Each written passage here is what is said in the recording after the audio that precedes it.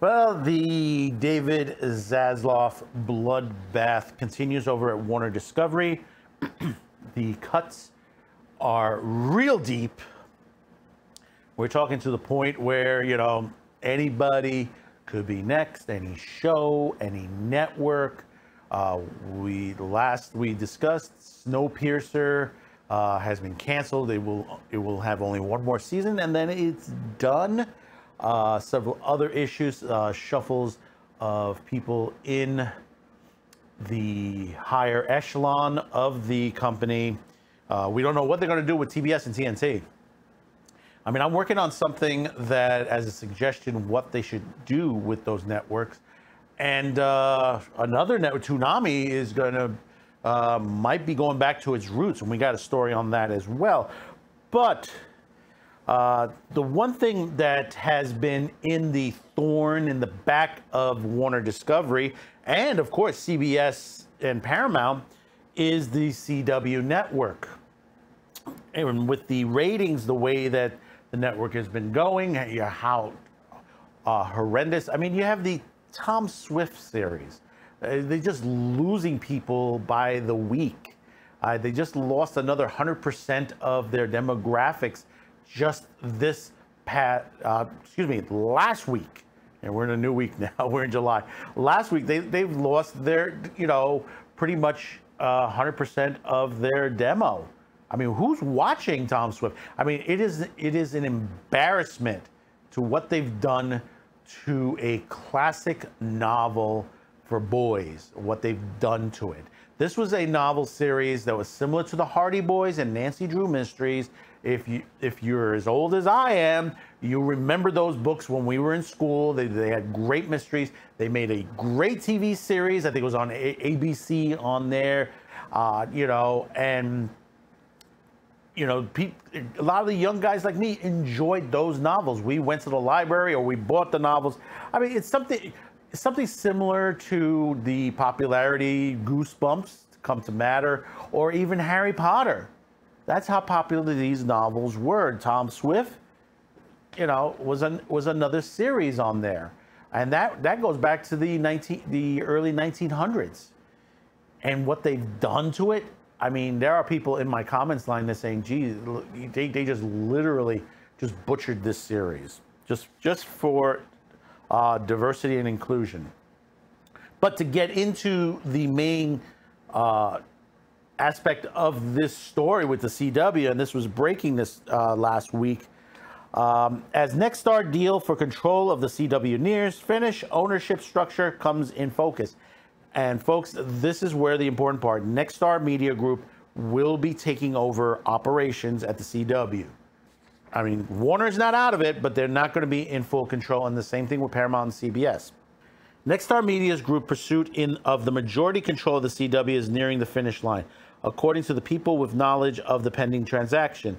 Word of the deal first surfaced last January, but it has taken some time to iron out the details. As current structure, the deal will see Nexstar take 75% stake in the broadcast network, and current partners Paramount Global and Warner Brothers Discovery could each take 12.5%. Sources indicate that there's still some chances of the tentative agreement could unravel, but if it stays on track, it will formalize in the next few weeks. The Wall Street Journal had first reported of the ownership structure and apparently imminent closing of the acquisition. Nexstar, the #1 owner of local TV stations in the U.S., as well the owner of cable network News Nation and the digital brands like The Hill, would make it logical new owner of the CW because it already has most of the affiliates of the network. While both current parents are looking, as all of the media companies, to streamline their operations to tighten up their balance sheets, the Nexstar scenario is an organic way to stanch some red ink. Nexstar, Paramount, and Warner Brothers declined to comment when contacted by Deadline. Created in 2006 as a way of consolidating UPN and the WB, the CW has been given a 50-50 venture between various owners of CBS and Warner since then, generating a string of shows with youth appeal like Gossip Girl, Riverdale, and All American. Viewership on the linear network consisted with that on across all broadcast TV is a 50 plus, but companies' free ad-supported streaming app and social channels draw a younger, avid audience concentrated in the desirable 18 to 34 demographic.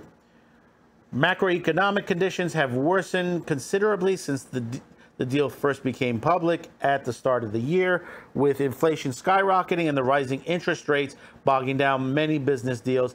None of those factors are expected to have a bearing on the CW transition, insiders said.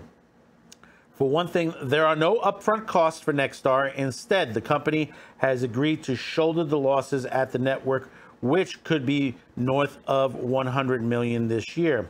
The strategic plan moving forward will be to run the CW as a fully sustainable broadcast network rather than optimizing it for streaming.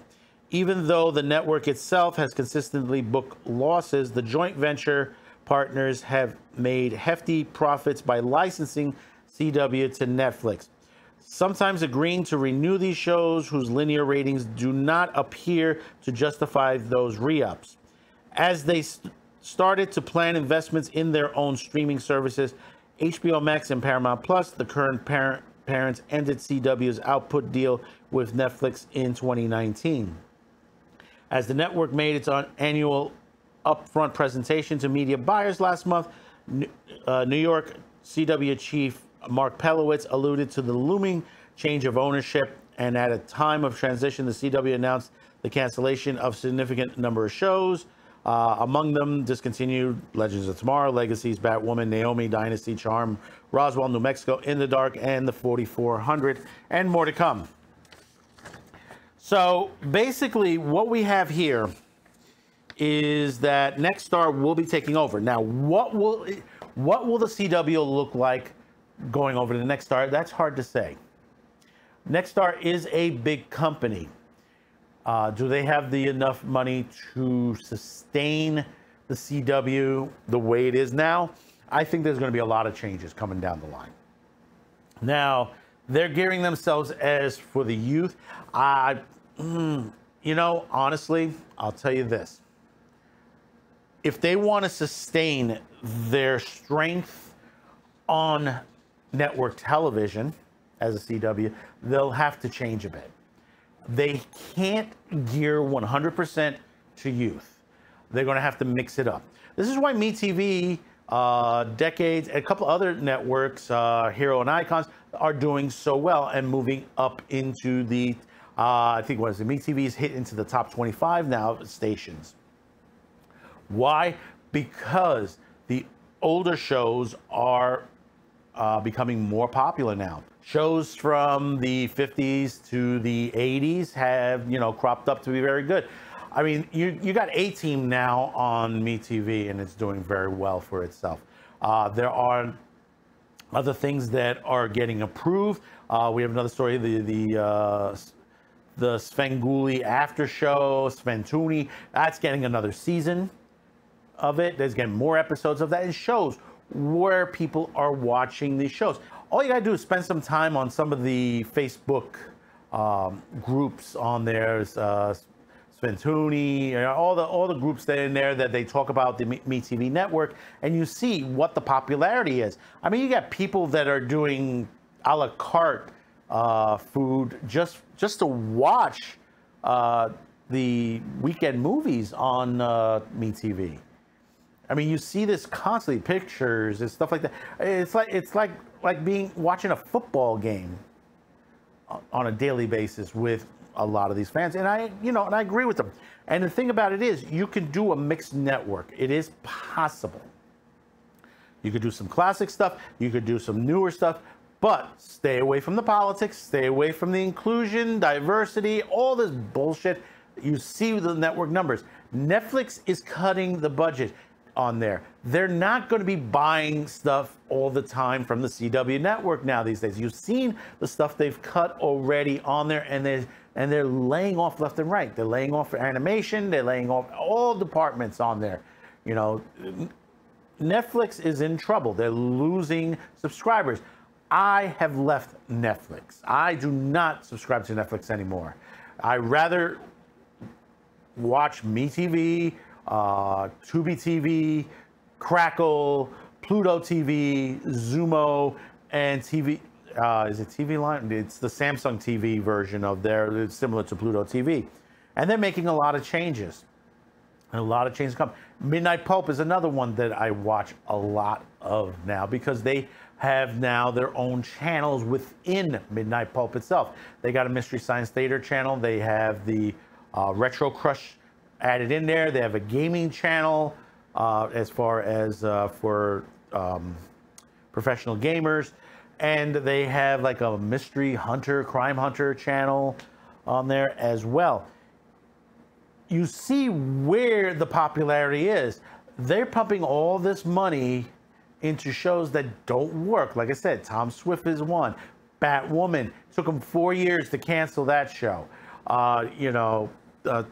DC Legends of Tomorrow. That should have been gone 2 seasons ago.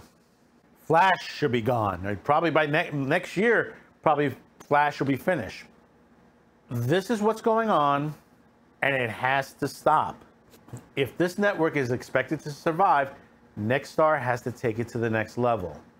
There's plenty of programming out there they can do, but if they go in the direction that the CW has been in the past, they're not going to get the viewership back. They're not going to.